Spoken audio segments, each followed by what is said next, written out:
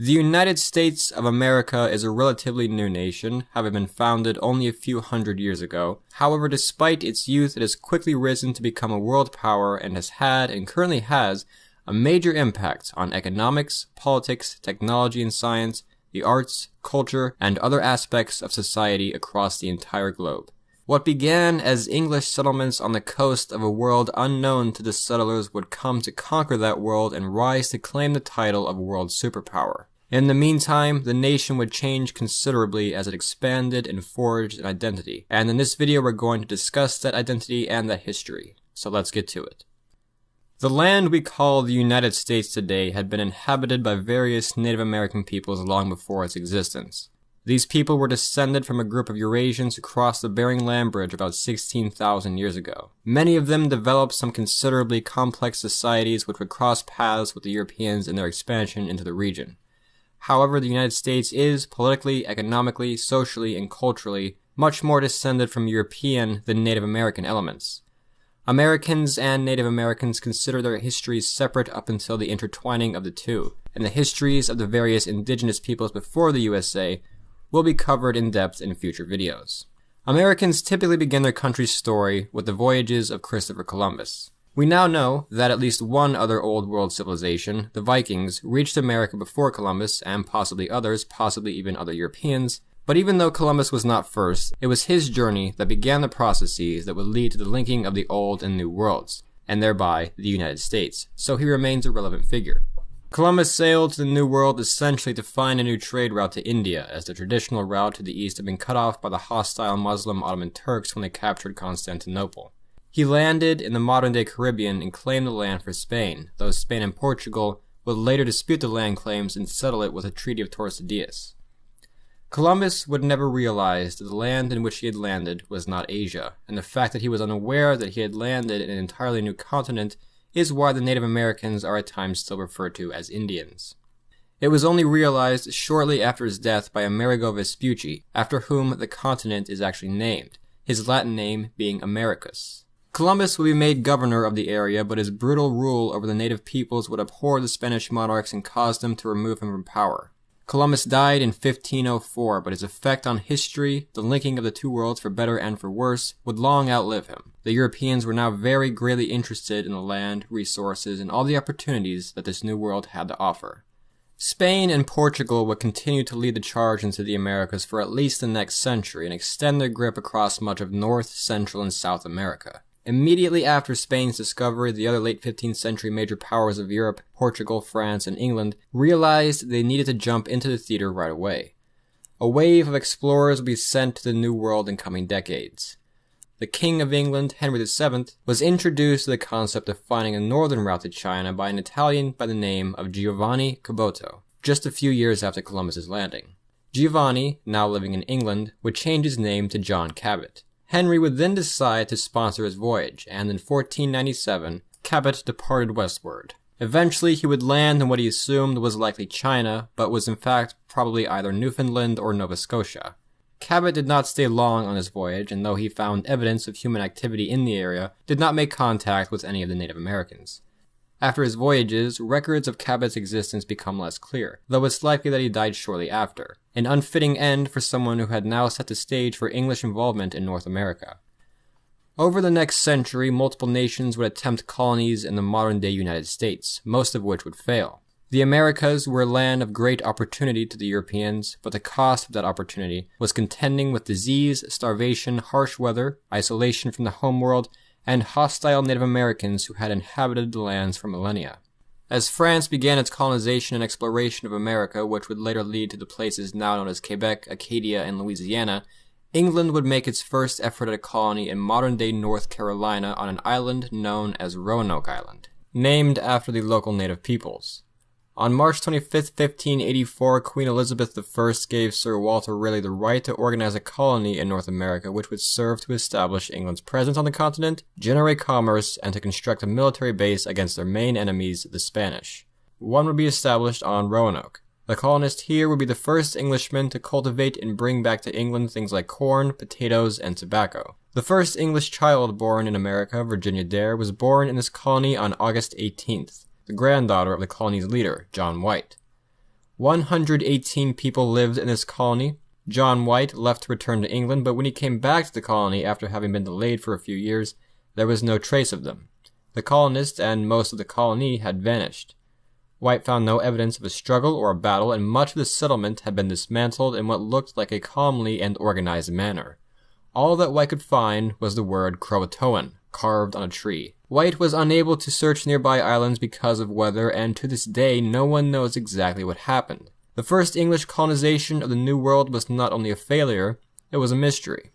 The English had failed in their first attempt and other attempts, but would naturally try again. 17 years later, on May 14, 1607, the colony of Jamestown was founded in a land they'd come to call Virginia after their Virgin Queen Elizabeth. The settlers, a mix of laborers and gentlemen from England, expected the primary function of this colony to be the extraction of gold and silver. However, as was often the case for Europeans coming to the New World at this time with this intention, they quickly discovered that there was little here. Within weeks of landing, the men started being attacked by the native Powhatan tribe. The English, however, were prepared to respond to this threat. They came well armed and constructed professional fortifications within 20 days. Perhaps they had secured themselves militarily, but the settlers soon began to realize that they would not be without other hardships. The settlers unfortunately arrived at Jamestown during one of the greatest droughts within the 1,000-year record.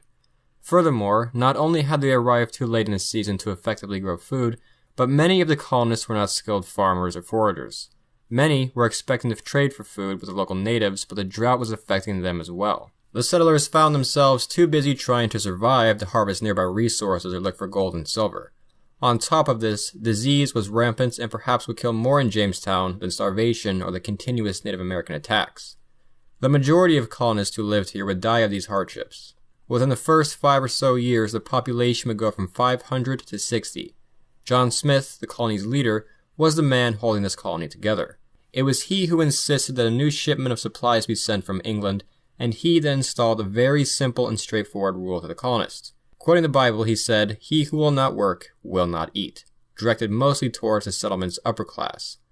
And it was John Smith, primarily, who held the most successful negotiations with the Native Americans. He also named the region of New England, a name which lasts to this day. John Smith's contribution to Jamestown was invaluable, but he was returned to England after being injured in an accidental gunpowder explosion in 1609. The colonists entered into what is known as the starving time and were forced to eat rats, horses, dogs, snakes, and eventually whatever they could find. In some instances, they would turn to cannibalism. The natives kept attacking, disease was unchecked, and paranoia was rampant. Suspicions of Catholic or Spanish plots ran high, and indeed there is now scientific evidence of arsenic poisoning taking place here. The colony was nearly abandoned until the arrival of Thomas West, 3rd Baron de Loire, better known as Lord Delaware. Delaware was the most effective leader since John Smith and helped turn the colony around. Furthermore, along with Lord Delaware, a man by the name of John Rolfe carried with him something which would also help shape the future fortunes of Jamestown. A new strain of tobacco he intended to start growing. The tobacco was very popular in England, and it would not only make Rolfe a wealthy man, but save Jamestown. Rolfe, having become an important figure in the colony, would marry the chief's daughter Pocahontas, which would secure peace between the Powhatan and the English for a few years, long enough to get Jamestown on its feet. The colony would now begin to grow into the thousands. Many who came over for the next few decades were what are known as indentured servants. These laborers signed contracts promising to work in the area in exchange for residence and voyage there. After a specific amount of time, when they had paid off their debts, they were free to go off on their own. Jamestown also eventually saw the first African slaves in America in 1619. 20 slaves intended for the Spanish colonies were brought to Jamestown, though some were eventually granted a degree of freedom. Many other important historical events would take place at Jamestown as well. The first body of elected representatives, known as the House of Burgesses, would assemble. It was intended to represent the voices of the inhabitants of Jamestown to make it more agreeable, though only English men were allowed to vote. The Polish, Slovakian, and German settlers were not. Outraged, they formed the first protest and refused to work until they were granted a right to vote as well. Within a month, it had worked. Conflict with the Native Americans would eventually resume and would last for decades. Within time, however, the English would weaken and eventually destroy the Powhatan Confederacy. Meanwhile, to the north, England was expanding its presence in the New World further. In 1620, a group of Puritan religious separatists from the Anglican Church known as the Pilgrims would travel to America. Originally relocating to the Netherlands after having been unwelcome in England, feeling that the Anglican Church resembled the Catholic Church far too much, they decided instead to found a settlement in the New World. The settlements, they later felt, could grow to become a city on a hill, serving as an example of morality and piety to Europe. The Pilgrims, led by William Bradford, boarded a ship known as the Mayflower along with a number of other English merchants and craftsmen, and set sail for the New World, eventually finding a settlement in the Cape Cod area in modern-day Massachusetts. Before landing, the colonists drew up what they would call the Mayflower Compact. This established a set of laws which the colony would follow and settled disagreements between the Puritan and non-Puritan settlers. In the first winter, about half of the original settlers would die. Toward the end of the winter, formal relations with the local Native Americans began. There was some disagreement among the two sides at first. However, the relationship between the English and the Native Americans here would turn out to go very well at first. The Wampanoag people would even help the English survive, teaching them new farming techniques and familiarizing them with the land. After a year of hard work and general success, the natives and Pilgrims celebrated the autumnal harvest together. While not necessarily celebrating the success of everything going on in general, this feast would later become the Thanksgiving holiday. In the 1630s, more of the foundations for what would become England's 13 colonies began to take root. This growth would not be unimpeded, however. Along with the Native Americans who were beginning to react to increased pressure on them and their lands, England was also competing in the theater with Spain, the Dutch, Sweden for a little while, and France. In July of 1636, the first major war in the region would break out, the Pequot War. It arose as a mixture of English expansion into the region and the attempts of the Pequot tribe to dominate trade in the region. The war would primarily consist of the two sides conducting raids against each other and having skirmishes, with the war's climax being what is referred to as the Mystic Massacre, wherein the English and their native allies assaulted a Pequot village, burned it, and killed likely over 500 people. By the 1640s, tens of thousands of English settlers were living in the colonies. In the 1650s, a series of conflicts would begin with the Dutch, sparked by conflict in Europe. During the Anglo-Dutch Wars, the English would conquer Dutch territory in North America, including, most notably, the city of New Amsterdam, which the English would rename to New York. In 1670, Charleston was founded, paving the way for the Carolina colonies, Carolina being Latin for Charles, named after Charles II. Though the colonies were, as I said, in this time numbering in the tens of thousands of people, there was still a great demand for labor, increasing the number of indentured servants and African slaves into the colonies. In 1675, a major conflict between the English and the Native American tribes, known as King Philip's War, would break out from the strains of English expansion. King Philip refers somewhat humorously to the leader of the Wampanoag tribe, Metacomet. Thousands died in this war, and significant parts of New England were pillaged and burned by the natives, but the English would, of course, eventually win this war in 1678 with the death of Metacomet. Following this war, England had secured its position on the coastal regions. Also, in 1678, another major incident occurred in colonial history, Bacon's Rebellion.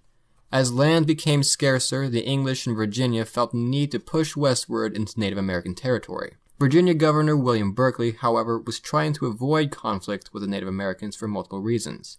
War was very strenuous, and trade was often very profitable. With land becoming scarcer, indentured servants received less than ideal land surrounded by hostile natives and felt powerless to respond. In response, a group of both white and black men, led by Nathaniel Bacon, began raiding Native American villages which occupied land that they wanted to expand into. On September 16th, much of Jamestown would be burned by the rebels. Had Nathaniel Bacon not died of dysentery a month later, the rebellion may have continued further. Bacon's rebellion failed, and the colonial government was forced to respond. Indentured servitude, having become more costly and unstable to the wealthy elite that funded it, was gradually stopped. As a result, the labor shortage and the sprawling agricultural societies of the South would lead to a greater demand for African slaves. In 1680, the French claimed the territory surrounding the Mississippi. They called a great stretch of land Louisiana, after Louis XIV. As England's colonies continued to expand, France's did as well. The European borders of the New World began to touch. Both England and France had claimed land in Canada and had specific interests in controlling the waterways of North America, such as the Great Lakes and the Ohio River. On March 4, 1681, William Penn was granted a royal charter to found land known as Pennsylvania, Latin for Penn's Forest. This territory would increase Anglo-French tensions in the region. This tension would lead to conflict between the two nations, in fact 4 major wars, often involving Native Americans and coinciding with conflict in Europe. In 1688, King William's War, the First War, was fought, though the borders would remain essentially similar. 5 years later, Queen Anne's War would break out between England, or as it was now Britain, against France and Spain. The war would last for 11 years until 1713, with Britain as the clear victor, gaining more territory. In 1740, King George's War broke out. This war saw a slight French military victory, though little territorial changes were really made. The colonies, particularly New England, however, would suffer great losses. The lack of resolutions toward any of the major problems here would lead to the final 4th major showdown between the colonies of Britain and France in North America in 1754, referred to in the United States as the French and Indian War. The war would settle the dispute between Britain and France and lay the foundations for the future of the continent. Britain and France were arguably evenly matched, but for different reasons.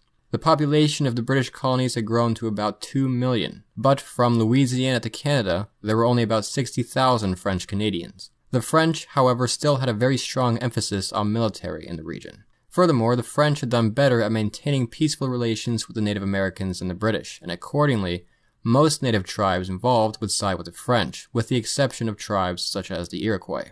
The war would break out over territorial disputes around, basically, the Great Lakes and the Ohio River, with particular emphasis on the Ohio country here. When a 21-year-old British officer from Virginia named George Washington engaged a company of French forces in a small skirmish called the Battle of Jumonville Glen, war broke out. During this war, the colonies would meet as one for the first time at something known as the Albany Congress, wherein a 48-year-old polymath named Benjamin Franklin would suggest a common defense of the colonies. For the first 4 years of the war, the French were consistently winning against the British. In 1758, however, the tide of war changed, when General John Forbes led the Forbes expedition with the intended goal of winning 3 specific victories, established by the British Secretary of State William Pitt, after whom the city of Pittsburgh is named. He would succeed at 2, driving the French from Fort Duquesne in the Ohio Valley and Louisburg in Nova Scotia. The third invasion would fail with the Battle of Carillon, in which around 3,000 French troops defeated 18,000 British. Throughout the rest of the war, however, the British would begin to consistently win over the French. In 1760, when General James Wolfe would die during his victorious assault on the French at the Battle of the Plains of Abraham, the British would occupy Quebec City, which essentially allowed them to capitulate the rest of Canada. Though the war would continue for 3 more years into 1763, the main portion of it had ended with the Battle of the Plains of Abraham. The war ended with the Treaty of Paris officially that year, and in that treaty the French chose to retain their more profitable Caribbean colonies over disputing their holdings in North America. Britain would claim the rest of Canada and the Ohio region, and France's Louisiana territory would be given to Spain as compensation for the loss of Florida. Britain was now essentially the unchallenged power in North America, though this position came at a cost. The British had nearly doubled their national debt and had to increase taxes across the empire, including in the North American colonies, which would later lead to complications in relations with the colonies.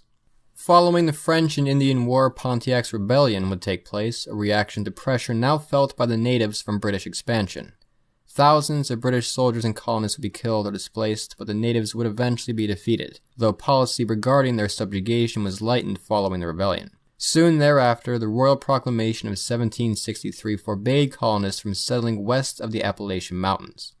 The fact that colonists were not only forbidden from settling west of the Appalachians, but were in fact sometimes removed by the British military forcibly, would agitate the colonists further. The Royal Proclamation of 1763 would be among the first of several incidents over the coming decade that would lead to strain between the British and their 13 colonies. Colonies which, hitherto, had enjoyed a higher degree of independence. Tensions would grow throughout the 1760s as the British did things such as impose a number of taxes on the colonists to satisfy these war debts, like the Sugar Act, the Currency Act, and the Stamp Act. They also kept the army there following the war, which the colonists felt was unnecessary, as not only did they massively outnumber the frontier Native Americans, but indeed most male colonists owned guns and were expected to be in militias. The Quartering Act was passed, which required American colonists to provide housing for these soldiers. British soldiers could also enter colonial homes to ensure that they were following through with these regulations. The colonists protested these things to a degree at which officials from 9 colonies met and sent the British government the Declaration of Rights and Grievances. And I do mean to emphasize the British government here. It's not just King George III making the rules, it's Parliament as well. The colonists were not angered about the taxes themselves, especially considering how much lower they were in the colonies than they were in England. They were more angered by the fact that they had no say in these taxes. They had no representatives in Parliament, or as it's often called, they were mad about taxation without representation. Parliament actually does end up repealing the Stamp Act, but it's of little relief to the colonies because they passed the Declaratory Act and the Townshend Act soon thereafter, stating that the British Parliament had the same right to rule over the colonies as it did England, and placing indirect taxes on things like paper, tea, and glass. In the 1770s, protests became more intense. Things such as the Boston Massacre occurred, which wasn't really a massacre, it was an exaggeration of an incident in which British soldiers shot into a violent crowd that was deemed self-defense. 3 years later, in 1773, the Boston Tea Party occurred, an incident in which the Sons of Liberty disguised themselves as Native Americans and tossed an entire shipment of tea overboard in defiance of the British. After this, the British began to crack down even harder, and the colonies began to respond with even more defiance, and in 1774, it leads to something called the First Continental Congress. Attending this first Congress were men such as Patrick Henry, Samuel Adams, and John Adams. Now, this Congress did not assemble to start talking about independence. Very few people, in fact, even talked about independence until 1776. It assembled to decide what to do about an emerging conflict. Their initial goal was to try to reason with the British government, but that essentially failed. This would lead to the Second Continental Congress, in which other figures like Thomas Jefferson and George Washington entered the stage. The plan was still not initially to separate from the British Empire, but to try to demand further that the conditions be met by the British government, possibly even to organize the colonies into revolt. In the spring of 1775, however, when British soldiers attempted to seize weaponry from American patriots, the men resisted, leading to the battles of Lexington and Concord. The first shot was fired at these battles, often remembered as the shot heard round the world. The British would win the battles, but it would mark the beginning of an entire war. British forces began clashing with American militias. On June 15th, the Continental Congress officially adopted the Continental Army and put George Washington in charge of it. On July 5th, the colonists addressed the Olive Branch petition to King George III in an effort to avoid further escalation of war, but in August, when the proclamation for suppressing rebellion and sedition was issued following the Battle of Bunker Hill, stating that the colonies were in rebellion and would be subdued by force, hopes of achieving peace were greatly diminished. War would continue, and the Congress, and in fact the whole nation, gradually just began splitting from the British Empire more and more until on July 4th, 1776, the Continental Congress declared that the United States was an independent nation. It was now all or nothing. The British began sending large amounts of their own soldiers as well as hiring mercenaries from Hesse. British forces would capture New York from rebel forces and would cause Washington to retreat. With the British closing in, they felt they could win the war within a year, and American morale began to drop. However, on Christmas Day 1776, forces under General Washington surprise attacked the British and Hessian forces at the Battle of Trenton and won, which encouraged the rebels to keep going. The following year, the British would attempt to close in from the north in what's referred to as the Saratoga Campaign. Though they were repelled, it was costly, and American spirit dropped as Washington made camp for the winter in Valley Forge. The winter here was very hard on American troops, but an exiled Prussian officer, the Baron von Steuben, would be instrumental in training American troops in Prussian military tactics. Up to this point, much of the success of the American army was in guerrilla warfare, but on the open field, Washington was forced to contend with the fact that he was essentially sending militias up against a better trained and better equipped professional army. Interestingly, for unknown reasons, the British chose not to attack the American army at Valley Forge. Had they done so, it's very possible that the war could have ended. Following this winter, the rebel side received some aid. France, now having confidence in the rebels' abilities, openly allies itself with the United States. Spain and the Netherlands would also join the war, distracting Britain on other fronts. Now, allied nations being a part of the American Revolution are often only glanced over, or sometimes even, I hate to say, intentionally left out, but the reality is that without foreign help, especially from the French, the American Revolution probably would have failed. The American side needed the funding, the supplies, and the troops, especially on the seas, as the British at this time had the most powerful navy on Earth, and, as we shall see, in some instances, like the Battle of Yorktown, which we'll get to in a second, there are even more French soldiers than there are Americans. The war continued. In 1780, the British found success at Charleston, but were defeated in the north following the Battle of Springfield. On September 28, 1781, the Siege of Yorktown began. The siege would last for a month, but on October 19th, the combined American and French armies had defeated the British. Though the war would continue officially for 2 more years until 1783, this was the last major battle. With the Peace of Paris, the British would recognize American sovereignty and cede it to the territory east of the Mississippi. The United States was now a fully independent nation. With the British sailing home, the American victors now found themselves freed of the old government, but now faced with a new challenge: building a new one. It's incorrect to think that the concept of the United States we have today was already in everyone's mind. The government had to walk on eggshells essentially to avoid further separation and rebellion. There was a very real threat of something like Virginia or Massachusetts operating as a separate nation and splitting from the Union. The period of 1783 to 1789 is often called the Confederation period, named so because the United States was still operating off the Articles of Confederation. The Articles of Confederation left the central government, which only consisted of a Congress, weak and without much power to levy taxes, organize trade, enforce laws, raise an army, etc. Most of the governing was left to the individual states. Essentially, we had the states, but they weren't fully the United States. Many of the founding fathers felt that the only way that the United States could be held together as a large nation was if they adopted a new constitution with a stronger central government. With Shays' rebellion against a corrupt Massachusetts government and ineffective American government, the desire grew stronger. Delegates would reconvene in Philadelphia in 1787 with the intent of reshaping the Articles of Confederation, but would find themselves instead writing a new constitution. The Constitution of the United States, after long debate, would be passed. The document basically lays the foundation for the United States of today. It organizes the government into 3 branches: the executive, legislative, and judicial branches. Each branch was designed to check each other, to ensure democracy, and as this constitution remains one of the shortest in the world, attempted to ensure limited governmental power. The voting population would elect figures to represent them in the government, and they would not really always directly vote on issues themselves. The first president of the United States was George Washington, who was unanimously elected, along with his vice president, John Adams. In 1781, the first 10 amendments were added to the Constitution to limit the power of the government further and establish a number of rights and freedoms for the populace and ease concerns about a central government that was too powerful. The first protected the rights of Americans to speech, religion, and organization and protest.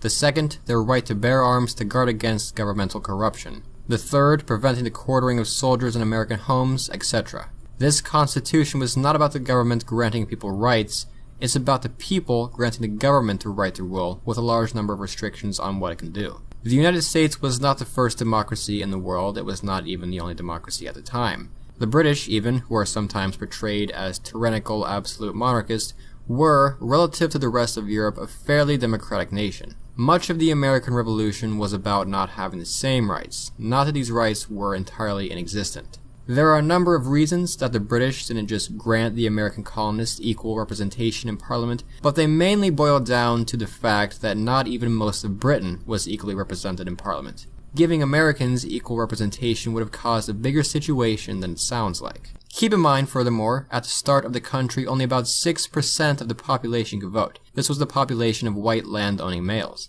It was not unheard of prior to this for the wives of land-owning males and for free black men to vote in some situations, but these rights were eventually revoked as time went on, which will be important to understand as centuries progress. In the 1790s, we see the United States begin to take a more familiar shape. The population was about 4 million people, just over 1/100th of what it is today. Yet this population was on the move. A major concern was the acquired land to the west.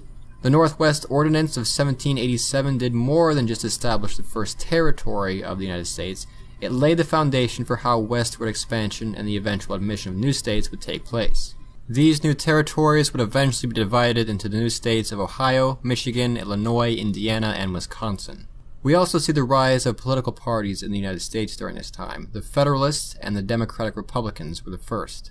A prominent figurehead of the Federalists was Alexander Hamilton, the Secretary of the Treasury who was instrumental in creating the National Bank and structuring American trade. Thomas Jefferson typically aligned with the Democratic Republicans, who favored a comparatively more domestically focused and democratic United States. When the French Revolution broke out and became more intense, the two political parties found themselves taking unofficial sides. The Federalists, who found Britain to be their most valuable trading partner, supported British efforts against France. The Democratic Republicans, who were sympathetic toward the similar goals of the French revolutionaries against their king and for democracy, supported their revolutionary aims. President Washington was very much bothered by all of this. He was very much against the concepts of both political parties at home and alliances abroad. The French called upon the Americans to honor their alliance, but Washington maintained neutrality. When the Jay Treaty was signed in 1795, which established Britain as America's closest trading partner, the U.S. had mildly chosen his side, though this treaty was very unpopular, and the U.S., as we shall see, does not remain on this side, mainly because the British continued to do things like arming hostile Native Americans and capturing American sailors and forcing them to serve in the British Navy. It was commonly felt by the government that the Jay Treaty could be forged and the one signed in the past with the French was void because it was signed with the King of France, not the French Republic. Therefore, the United States was not obligated to assist the French militarily. In 1797, George Washington retired from his office, setting the precedent for the presidents to serve only 2 terms. This would later become law. John Adams would succeed him in the following election, with Thomas Jefferson serving as vice president. Adams, a Federalist, took stronger Federalist positions than George Washington, but still wanted the United States to remain for the most part neutral. This soon kind of falls apart as failed negotiations lead to the Quasi-War with France, an unofficial naval conflict between the two. Adams would also pass the Alien and Sedition Acts, which made it more difficult for immigrants to come into the country and allowed the government to imprison and deport anyone who was deemed dangerous, though this included even people who criticized Adams' presidency. The acts were quickly repealed, but it just goes to show that some concepts, like free speech, weren't firmly, indisputably entrenched in American politics or the concept of America yet. The Quasi-War would end when Napoleon, who was more reasonable than the French revolutionary government, came to power and negotiated peace with the American diplomats. There was popular support for war, but both the U.S. and Napoleon's French Empire had many other things to worry about. In 1801, Thomas Jefferson was elected president, and he begins to start changing a few things around. Jefferson did not like the federal government, he did not like banks, he was a farmer from Virginia, and he was much more sympathetic to the aims of the majority of the American population who were farmers than the Federalists were. During his presidency, the northwest of the nation begins to take shape when Ohio becomes the 17th state in 1803. Much more significantly, Napoleon had recently reacquired Louisiana from Spain. However, when the French lost Haiti, Napoleon essentially felt that the rest of America was useless territory, and he sold it to Jefferson for a very cheap price, essentially purchasing what would become several future states from France for what would today be $300 million, or about $23 million a state, again by today's standards. President Jefferson later sent out an expedition led by men named Meriwether Lewis and William Clark to explore the American West and establish relations with major Native American tribes. They would succeed in doing much of this with the help of a Shoshone woman, Sacagawea, though they did not, of course, find the Northwest Passage, which they were also asked to look for. This, and Jefferson's speculation that mastodons could still live in the American West, just goes to show how little Americans knew of what was in the West. When James Madison became president in 1809, many of the problems and restraints with Britain still existed. The British were still capturing American sailors, harassing American ships, and arming Native Americans in the Northwest Territory, namely a confederation led by the Shawnee chief Tecumseh. In 1812, in retaliation to these offenses, the United States would declare war on Britain. The British were far too occupied by the Napoleonic Wars to at first launch a response, though they were able to, along with their native allies, hold off American expansion into Canada. The British would also attempt to blockade American trade and free and recruit many American slaves into their armies. The American army at this time was not an efficient fighting force. The concept of a large standing army was considered dangerous to many Americans at the time, including Congress. Instead, much of the American military relied on militias that would be called up whenever war was a threat. When Napoleon was defeated in April of 1814, the British were able to focus more on the war with America. American forces were overwhelmed, they were defeated at the Battle of Bladensburg, and the British then captured Washington, D.C., burning down the White House and attempting to burn down much of the city, though a heavy storm put out these fires. A month later, during the Battle of Baltimore, Francis Scott Key would write his famous poem, The Star-Spangled Banner. which would later become America's national anthem. In December of 1814, it was beginning to look as though the war would end in a draw. The two sides met in Ghent, Belgium, to form a peace treaty accordingly. Fighting would continue even after the peace treaty was signed, as word of it had not yet reached America, such as the infamous Battle of New Orleans, where Andrew Jackson defeated a force of British over 3 times as large as his own. The war was indeed a truce, though the United States arguably suffered more than the British. Following the War of 1812, a sense of national pride swept through the United States. Road and canal building to facilitate trade throughout the nation and expansion into other parts of it picked up, with particular emphasis on things like the ability of the newly invented steamboat. Soon, in the later 1820s, the introduction of the railroad would begin to reshape transportation across the very large areas of the United States. Factories would spring up across the country, primarily in the north, with the south still focusing more so on agriculture. Though this advancement in technology and production did absolutely make the south richer and more productive as well. These factories were worked by women and the hundreds of thousands of immigrants pouring into the nation, redefining the American workday and workforce. All of these innovations, as well as others, are part of what is called the market revolution, which was a result of the Industrial Revolution, and would pave the way for America to grow into a much larger power as time went on. Hundreds of thousands of settlers were pouring into the western lands over the decades, which would eventually lead to the concept of manifest destiny, that God had given the America the right to spread out across the continent. In 1823, we see something called the Monroe Doctrine, named after President John Monroe, essentially stating that the United States would not only prohibit future European colonization in lands that they had claimed, but in fact, the whole hemisphere would be safeguarded by the United States. The US was not actually militarily powerful enough to defend the entire Americas from multiple European powers. However, the British joined with them on this doctrine. This would mark the beginning of America coming out of isolation and perhaps sow the seeds for the later beginning of American imperialism, powered by, as we discussed, the Industrial Revolution, which was having great effects in this new, open country. In 1828, Andrew Jackson was elected president. Having had an essentially lifelong military history and having come from a poorer family, he was seen as relatable to the common man. Accordingly, much of what he did was on behalf of the common person, such as opposing the national banks, which he felt benefited the upper classes primarily, and extending voting rights to many landless whites. Jackson, who had been a Southerner very active in conflict with the Native Americans, also signed the Indian Removal Act, which intended to move the Cherokee, Choctaw, Muskogee, Chickasaw, and Seminole peoples in the southern states to new territory. Many Americans protested the Indian Removal Act as inhumane, as it had been an intention for many, dating back as early as the Founding Fathers in fact, to attempt to integrate Native Americans into white society.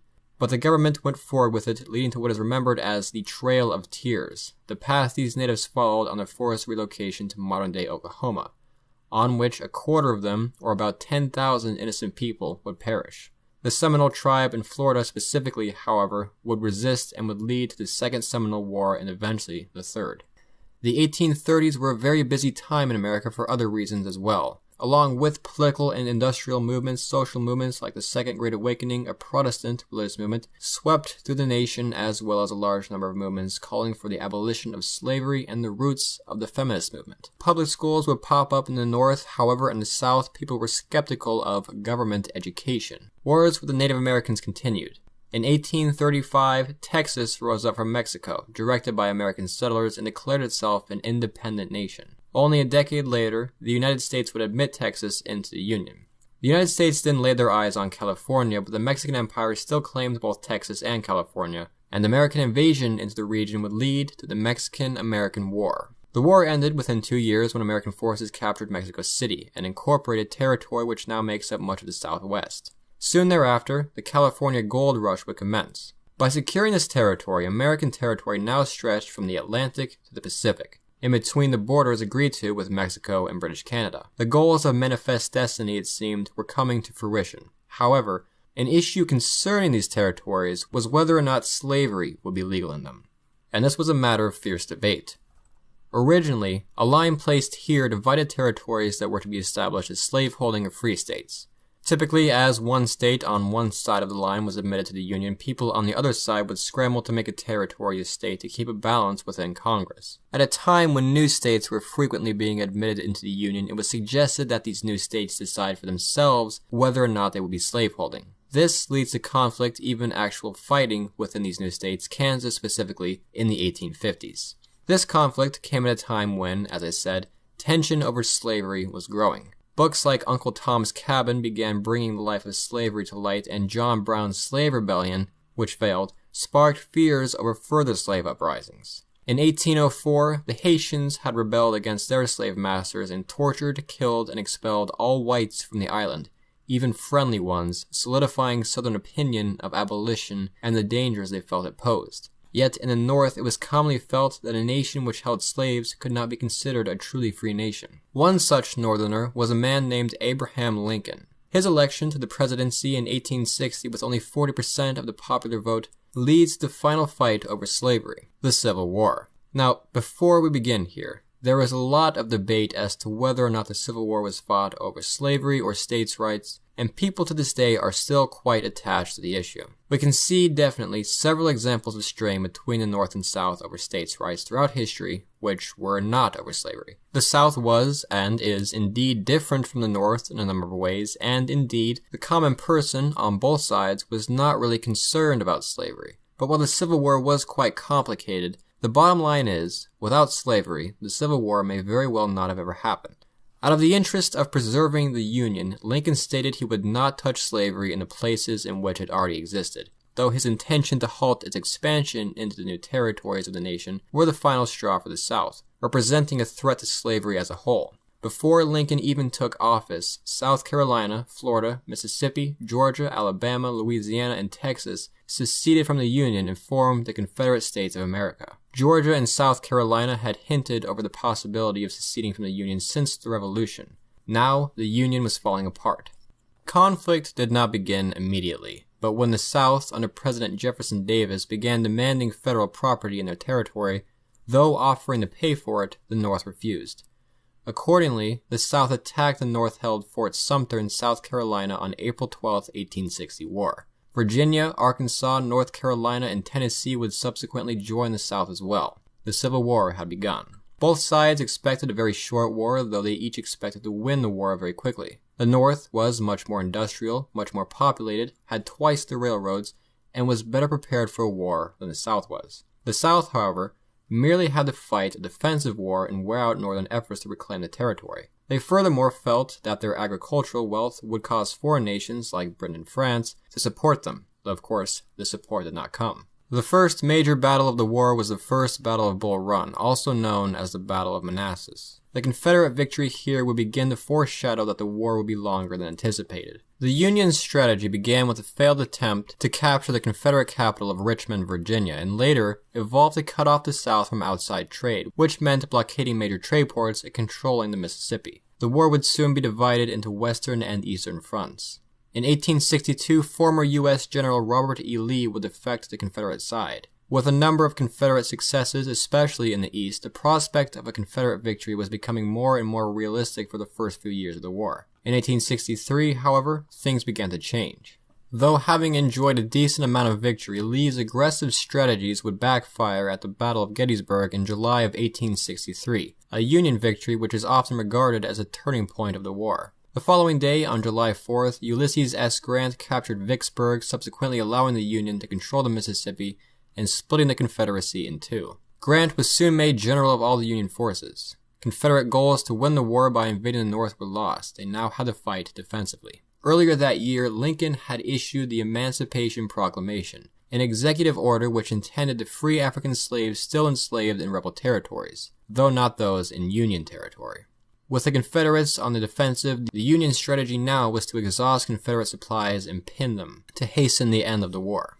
A prime example of this was William Tecumseh Sherman's March to the Sea, which destroyed 1/5 of all farms in Georgia. The Confederates held out for as long as possible, but on April 9, 1865, General Robert E. Lee surrendered to General Grant at the Appomattox Courthouse in Virginia. The rest of the Confederacy would soon follow. The Civil War, with railroads, telegraphs, ironclad warships, and other technologies, is considered one of the first industrial wars, foreshadowing the destructiveness to come in future wars. Following the war, the South was left impoverished by prolonged conflict it was not fully able to sustain. The Civil War remains the deadliest war ever fought by Americans in American history, with around 700,000 deaths. A heavy price to pay, but following the war, many things changed.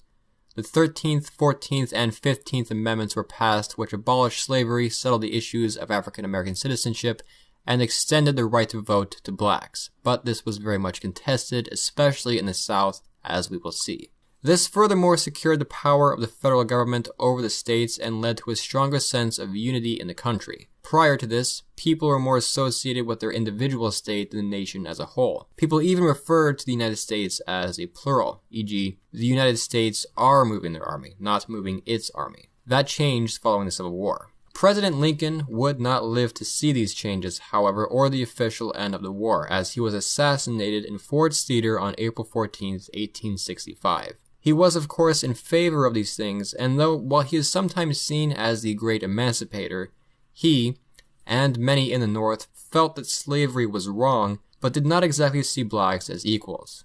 Many Americans were not opposed to returning the former slaves to their nations of origin rather than deal with what they felt would be trouble from integrating blacks into white society, specifically to the country of Liberia, America's only colony in Africa, established in the 1820s as a home for freed African slaves before, now at this time an independent nation, however.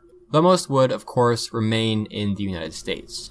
In the next video, we will discuss how this all unfolds, what happens from here, and how the United States is able to reassemble itself following its split. To support the production of videos like these, a link to the channel's Patreon can be found in the description below. For more videos like this, and videos on many other subjects, be sure to check out Fire of Learning and subscribe.